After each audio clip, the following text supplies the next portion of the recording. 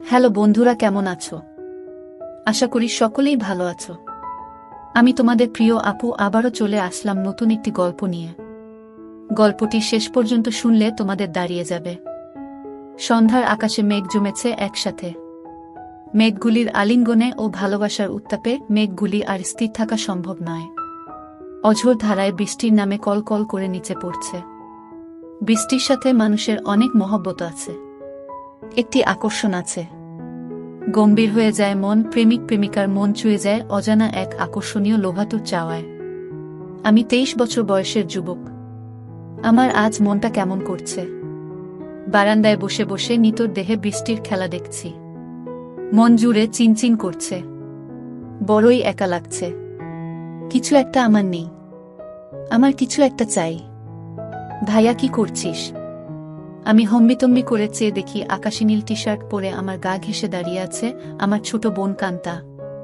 আমি মুখ তুলে বলি, বসে আছি, বৃষ্টি দেখছি। তা আমি দেখছি ভাইয়া, কিন্তু তোমাকে খুব বিষণ্ণতা, একাকিত্বের ভেতর ডুবে থাকা মনে হচ্ছে। তোমাকে আমি অনেকবার বলেছি জলি আপার আহ্বানে সাড়া দাও। জলি আপা তোমার জন্য পাগল। দুইজনে বসে বৃষ্টির খেলা দেখতে খুব মজা পাবে। কান্তা আমার 2 বছরের ছোট, ভীষণ চটপটে হাসি খুশি মেয়ে। পাতলা গড়নের লিকলিকে শরীর। যেমন সুন্দরী তেমন লেখাপড়াতেও খুব ভালো। আমি জীবনেও কান্তার সাথে কথায় জয়ী হতে পারি না। কান্তা কথার সাথে কথা মিলিয়ে খুব সাবলীলভাবে কাবু করে দেয়। আমাদের মাঝে খুব মিল। ভাই বোনের সম্পর্ক হলেও তুই তুকারি সম্পর্ক। বাহিরে গেলে কেউ বুঝতেই পারে না যে আমরা ভাই বোন। সবাই মনে করে বন্ধু। কান্তা জলিকে খুব ভালোবাসে, তাই কান্তার আশা আমি জলির সাথে প্রেম করি। জলিও অনেকদিন যাবৎ আমার সাথে সম্পর্ক করতে চেষ্টা করে যাচ্ছে। আমি প্রায় 1 বছর নেশায় আসক্ত ছিলাম। কান্তার কারণেই আমি সেখান থেকে ফেরত এসেছি। কান্তা আমাকে খুব ভালোবাসে। মা আমার নারী আন্দোলন করে, যা আমার পছন্দ নয়। নিজেকে প্রচার আর প্রসার করায় আম্মা খুব ভালোবাসে, তাই নিজের টাকা খরচ করে আন্দোলন করে, কিন্তু নিজের অনেক ভুল নিজেই দেখে না। সন্তানের উপর অধিকার আছে, তবে তাদের দেখার সময় উনার নাই। আমরা ভাই বোন ছোট থেকেই কেয়ার করি না আম্মাকে। আব্বা খুব ব্যস্ত ব্যবসায়ী মানুষ। তিনি আমাদেরকে টাকা দিলেই সব দায়িত্ব শেষ, এমন ধারণা পোষণ করেন। দেশ বিদেশ ঘুরে বেড়ায়। মা বাবার মধ্যে তেমন কেমিস্ট্রি আছে বলেও মনে হয় না। আমরা দুইজন নিজেদের ভুবন সাজিয়ে রেখেছি। আড্ডা মারা, বাহিরে যাওয়া, ঘুরে বেড়ানো সব আমরা একসাথেই করি। কান্তা আমার ঘাড়ে হাত রেখে বলে, ভাইয়া, জলি আপা খুব ভালো মেয়ে। তোমাকে সুখী রাখবে। হ্যাঁ বলে দাও। আমি ফোন করে দেই, দেখবে এই বজ্রপাতে কাক ভেজা শরীর নিয়ে তোমার কাছে হাজির হয়ে যাবে। কাকা ভেজা শরীর দিয়ে আমি কি করব? কি বলো ভাইয়া? মোস্ট রোমান্টিক দৃশ্য হল মেয়েদের ভেজা শরীর। তুই এত কিছু জানিস কি করে? কেন ভাইয়া, আমি কি ফিডার খাই? আমি এখনো বাচ্চা নাকি? তুই কি কারোর জন্য ভিজিস নাকি? ভাইয়া, সিরিয়াল আছে না? তুমি শুরু করলে আমি চেষ্টা করতাম। তোমার জন্যই আমি কিছু করতে পারছি না। তোরে কে বাধা দিচ্ছে? যা খুশি করো। কি বলো? বিয়াদবি হয় না। দুনিয়াতে তুমি আগে আসছো, তাই তোমার আগে কিছু করতে হবে। না রে, আমার এই কমিটমেন্ট খেলা ভালো লাগে না। মা বাবার আচরণ দেখে এই খেলার প্রতি মন নেই। ভাইয়া, সেটা তাদের ব্যাপার। তাই বলে কি আমরা সেটা দেখে এখন নিজেদের কষ্ট দেব? ওদের মাঝে ভালোবাসা ছিল, আর সেটার প্রমাণ তুমি আর আমি। বাবা গরিব ছিল, তাই টাকার অভাব দূর করতেই টাকার প্রতি আগ্রহ বেশি। আম্মা আব্বার জন্য ঠিক নয়, তাই বলে কি আমরা ভুল করব? এত কিছু ভাবিস কি করে? তোর কেউ থাকলে বলো, বিয়ে দিয়ে দেই। ভাইয়া, আমি তোমার চিন্তা করি। তুমি এত হ্যান্ডসাম একজন মানুষ, আর তোমার গার্লফ্রেন্ড নাই। কি করে হয়? তোমার দিকে সব মেয়ে চেয়ে থাকে হা করে, তুমি কি জান? তাই তুই কি এই সব দেখে বেড়াস নাকি? আমি হয়তোবা দেখতে ফানি কার্টুন, তাই সবাই দেখে। না ভাইয়া, তুমি ফানি না, তুমি তাদের কাছে হানি। ওরা তোমায় দেখে দেখে গিলে খায়। যা কি বলছিস? ভাইয়া, তুমি আসলেই খুব হ্যান্ডসাম, কিন্তু সেই ফিগারটাকে কাজে লাগাচ্ছ না। ইচ্ছা করলে অনেক মজা করতে পারো। কি করে? একটু এফোর্ট দাও, দেখবে প্রতিদিন তুমি বেড ডেটিং করতে পারবে। তুই কি করছিস নাকি এসব? আমি কোথায় পাব? কেউ আমাকে পছন্দ করে না। সবসময় তোমার সাথেই থাকি। অপরিচিত সবাই মনে করে তুমি আমার বয়ফ্রেন্ড। ভাই বোন হলেও তো আমরা ফ্রেন্ডের মতোই চলি। ফ্রেন্ডের মতো, কিন্তু বয়ফ্রেন্ড না ভাইয়া। তবে তুমি আমার ভাইয়া না হলে জোর করে হলেও তোমাকে বয়ফ্রেন্ড বানিয়ে নিতাম। যে কোনো মেয়ে তোমার জন্য পাগল হবে ভাইয়া, বলে আমার পেছন থেকে আমার গলা পেঁচিয়ে ধরে। আমি বাধা না দিয়ে বসে থাকি। আর কান্তা আমার বুকে হাত বুলিয়ে দিয়ে বলছে, জলি আপা তোমার এই সুটাম দেহের পাগল ভাইয়া। হাত বাড়িয়ে দাও, এনজয় করো। কান্তার হাত যেন থামছেই না। আমার শরীরে তৈরি হচ্ছে এক ধরনের কেমিস্ট্রি। চোখ বন্ধ হয়ে আসছে আরামে। আমি হাত ধরে ছাড়ানোর চেষ্টা করে বলি, কিরে তোর কি হয়েছে? তুই কি জলি হয়ে গেছিস নাকি? যেভাবে হাত দিচ্ছিস যেন তুই নিজেই জলি। কেন ভাইয়া, আমাকে কি জলি আপা মনে হচ্ছে?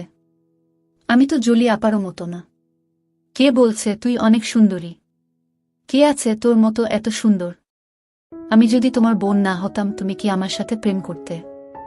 অবশ্যই করতাম। তোর মতো রূপবতী রাজকন্যা পাওয়া ভাগ্যের ব্যাপারও। কান্তা চট করে আমার সামনে এসে বসে আমার দুই পায়ের ফাঁকে আমার দিকে চেয়ে থেকে বলে, ধন্যবাদ ভাইয়া, তোমার কাছ থেকে কমপ্লিমেন্ট পেয়ে আমি অনেক খুশি। You deserve a kiss from me. বলেই দিয়ে দেয় আমি কিছু বোঝার আগেই। কি করছিস কান্তা? কেন ভাইয়া, ভালো লাগেনি? ভাই বোনে লিপ টু লিপ দেয় নাকি? কুইক হয়। নো প্রবলেম ভাইয়া, বলে আমার মুখের খুব কাছাকাছি মুখ রেখেই কথা বলছে। সত্যি বলতে কি আমার ভালোই লেগেছে। কান্তা যেমন বুঝে গেছে সেটা তাই চট করে বলে উঠে, ইউ এনজয় ইট ভাইয়া।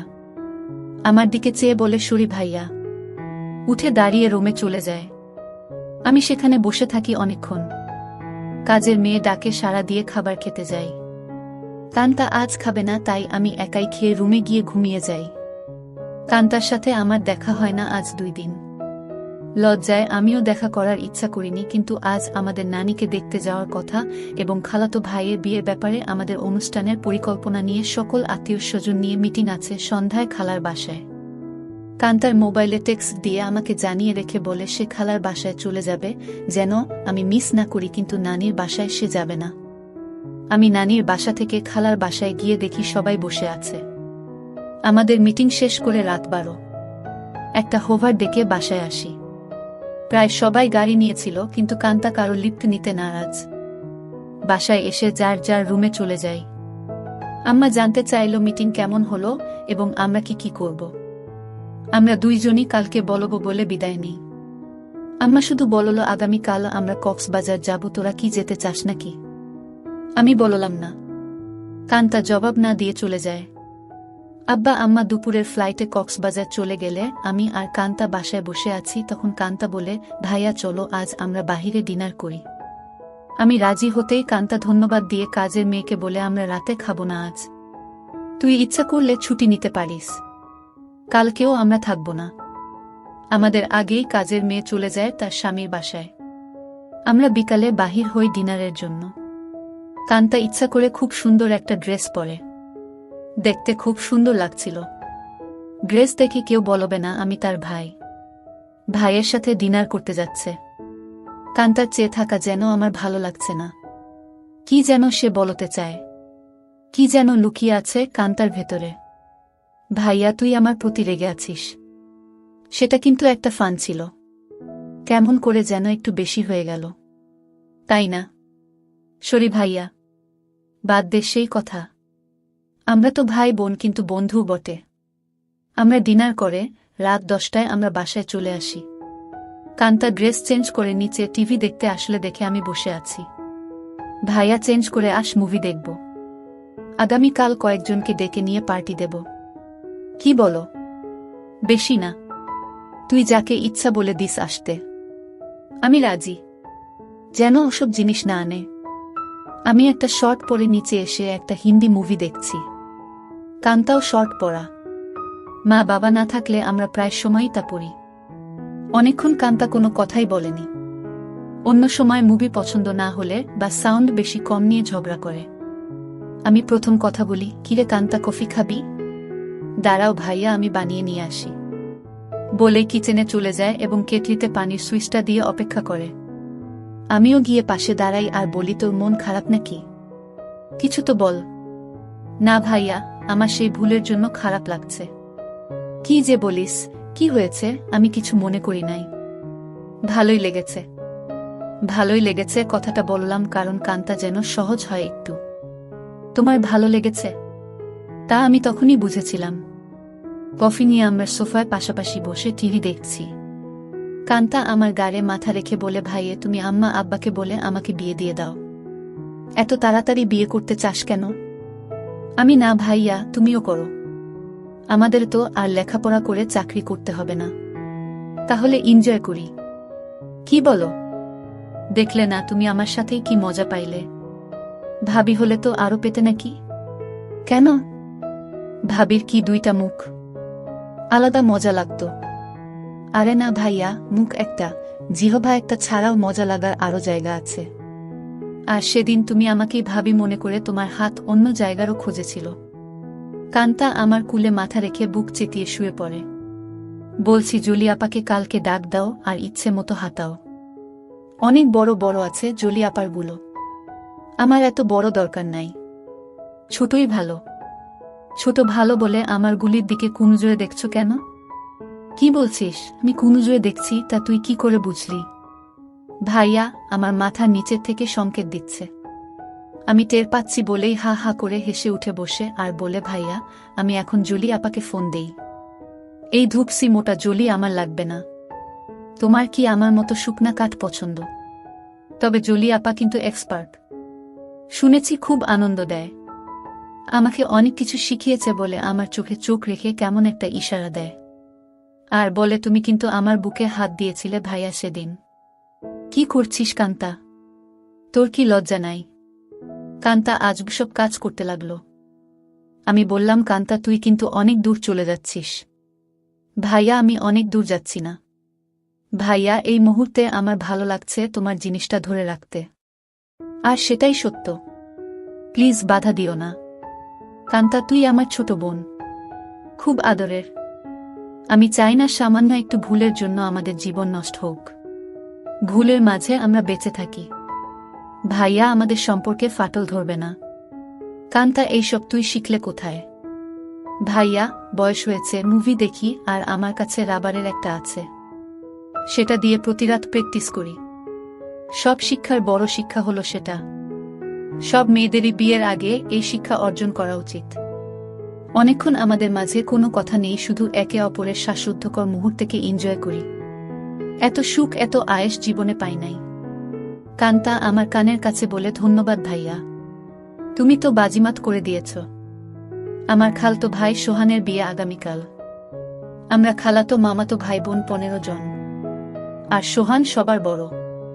ভাই 10 জন আর বোন 5 জন। এই প্রথম একজন ভাইয়ের বিয়ে। গত বছর সোহানের বোন লিজার বিয়ে হয়েছে।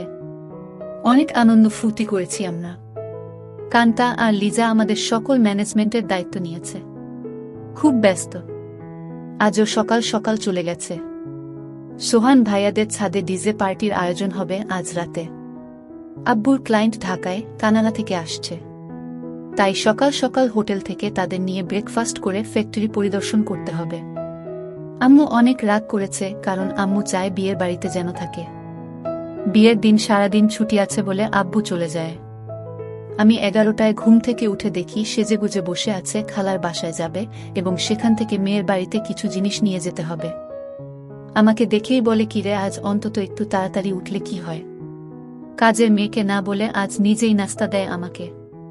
আর ফোনে বড় খালার সাথে স্পিকারে দিয়ে কথা বলছে।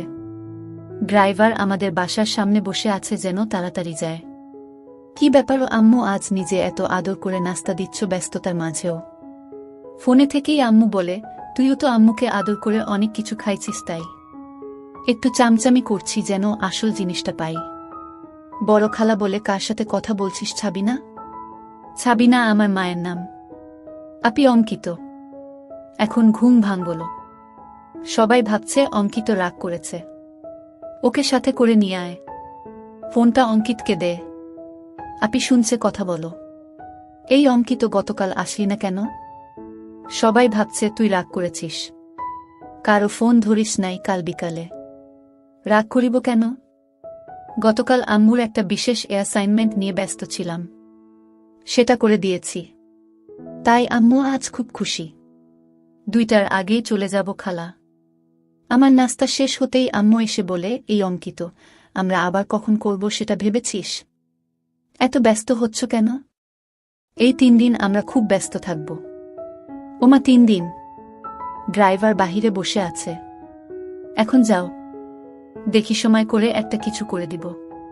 কাজের মেয়েকে 3 দিন ছুটি দিয়ে আম্মু বলে, যা তোর স্বামীর সাথে এনজয় করো। 2000 টাকাও হাতে দেয়। শান্তা নামের কাজের মেয়েটা আমাদের পরিবারের খুব ভালো সম্পর্ক, আমরা সবাই নিজের মতোই ভালোবাসি। শান্তা বলে, আমি আগামীকাল বড় খালার বাসায় যাব, কথা হয়েছে। আমি খালাকে বলেছি কাজে সহায়তার জন্য। তাহলে তো খুব ভালো, আমাকে না জানিয়ে তোরা সব ঠিক করে ফেলেছিস। খালা আমাকে চিঠি দিয়ে দাওয়াত দিয়েছে। অনেক কাজ আছে না? সোহান ভাইয়া অনেক ভালো মানুষ, তাই উনার বিয়েতে সাহায্য করতেই হবে। ঠিক আছে, যা। বাহিরে ড্রাইভারকে গিয়ে বলো আমার 5 মিনিট লাগবে, তুইও দাঁড়িয়ে থাক, তোকে নামিয়ে দিব। আমাকে আম্মু বলে, অঙ্কিত একটু উপরে আয়তো তাড়াতাড়ি বলে সিঁড়ি দিয়ে চলে যায়। আমি উপরে যেতেই আমার বলে, অঙ্কিত যেতে মন চাইছে না, তোর সাথে এনজয় করতে মন চাইছে। এখন যাও, কথা দিলাম আজ সন্ধ্যায় কিছু একটা করে দিব। সত্যি দিবে তো, নাকি জোয়ান মাইয়াদের পেয়ে আমাকে ভুলে যাবি? আমার শিরায় শিরায় আগুন জ্বলছে। কথা দিলাম ডার্লিং। আজ অনেক দিন পর আমার শখের বাইকটা বাহির করে ঠিক সময় খালার বাসায় পৌঁছে যাই। বাড়িটা খুব সুন্দর করে সাজিয়েছে। গুলশানে এমন 3 তালা বাড়ি, আর সামনে পেছনে বাগানওয়ালা বাড়ি খুব কম। এক পাশে বাবুর্চিখানা বানিয়েছে, সেখানে মিতু আপা দায়িত্বে। যার যা দরকার মিতু আপা অর্ডার করে। আমাকে দেখেই বলে, এনিথিং স্পেশাল লাগবে? না আপু, সবার স্পেশাল থেকে একটু একটু করে চেকে নিলেই আমার হবে। ভেতরে ঢুকেই কান্তার সাথে দেখা। ভাইয়া এসেছিস? চল উপরে যাবি ছাদে, আয়োজন কেমন হয়েছে দেখবি, বলে টেনে উপরে নিয়ে যায়। সাথে সাথে অনেকেই যায়। খুব সুন্দর হয়েছে। পার্টি কখন শুরু হবে? 6টার সময়, 12টায় শেষ। কান্তা সবাইকে বলে, এই তোরা সবাই নিচে যা, খাবারের কি খবর দেখো। আমি ভাইয়ার সাথে একটা সিক্রেট কথা বলে আসছি। নিশা রাগ করে বলে, এক বাসায় থাকো, সিক্রেট কথা বাসায় বলে আসতে পারো না? যা পাকনামি করবি না। যখন আসছি ভাইয়া ঘুমাচ্ছিল, এই সিক্রেট কথাটা না বললে কাজে মন দিতে পারছি না।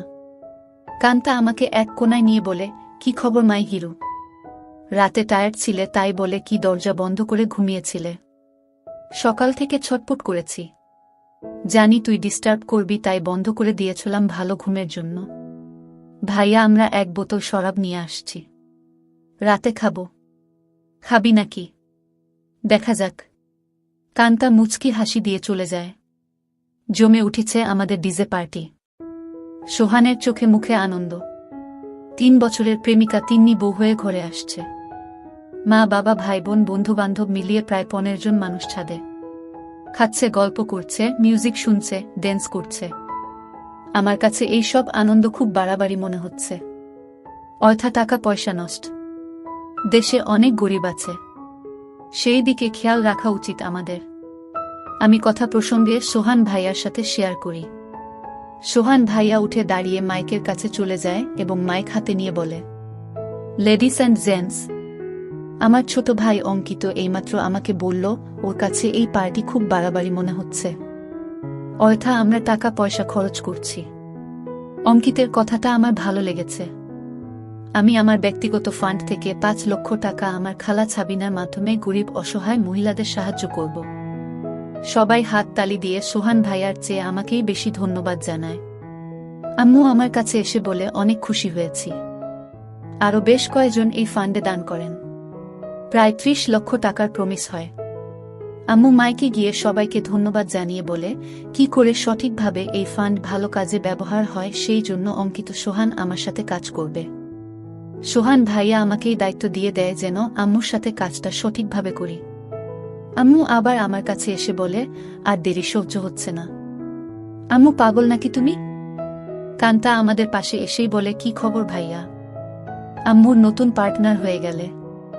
আমি কান্তাকে বলি, তুই ইচ্ছা করলে আমাদের পার্টনার হতে পারিস। বিনিময়ে কিছু দিতে হবে নাকি? আমাকে কিছু দিয়ে দিস হয়ে যাবে। এই কথাই তো আম্মু বলছিল, আর তুই চলে আসলি। দিয়ে দিব, নিয়ে যেও, পার্টনার হতে চাই বলে চলে গেল। আম্মু আবার বলে, এই অঙ্কিত কিছু বলো না। আমার এখন চাই। এখন কোথায় কি করে হবে? শত শত মানুষ। আমি জানি না, তুই একটা কিছু করো, নয়তো সবার সামনে খুলে ধরব কিন্তু। আম্মু কথা শেষ করতে না করতেই ফোন বেজে ওঠে। আম্মুর খুব ঘনিষ্ঠ বান্ধবীর স্বামী কার অ্যাক্সিডেন্ট করেছে। আম্মুর সাহায্য চায়। আম্মুর পরিচিত হাসপাতালে আছে। ওদের অবস্থা তেমন ভালো না। আম্মু সবার কাছে বলে কিছুক্ষণের জন্য যেতে চায়, সাথে আমাকেও নিয়ে যেতে চায়। সবাই তাড়াতাড়ি চলে আসার কথা বলে দেয়। কান্তা আমার পাশে এসে বলে, ভাইয়া কি খবর? আম্মু দেখি তোমাকে ছাড়া এখন চোখে পথ দেখে না। কি ব্যাপার? আম্মু কান্তাকে বলে, তুই যদি যেতে চাস চল আমাদের সাথে। না আম্মু, তোমাদের ডিস্টার্ব হবে আমি গেলে। আমি এখানেই আছি। সোহান ভাইয়া ড্রাইভার আমাদের নামিয়ে দেয় হাসপাতালে। আম্মু ডাক্তারের সাথে দেখা করে বলে, উনি আমার রোগী, আপনারা চিকিৎসা করুন, টাকা পয়সা আমি দেখব। আম্মুর বান্ধবী শিলাকে সান্ত্বনা দিয়ে বলে, চিন্তা করিস না, ঠিক হয়ে যাবে। তোরা কোনো টাকা দিস না, আমি পরে এসে সব ঠিক করব। তোর কাছে টাকা না থাকলে বলিস। সোহানের বিয়ে বাসায় বহু মেহমান আমার জন্য অপেক্ষা করছে। আমি এখন যাই। আমরা একটা ট্যাক্সি করে সোজা আমাদের বাসায় চলে আসি। আমার রুমে ঢুকে আম্মু বিছানায় গিয়ে আমাকে বলে, কই তুই আয়, আমাদের হাতে সময় নাই, মাত্র 1 ঘন্টা সময়।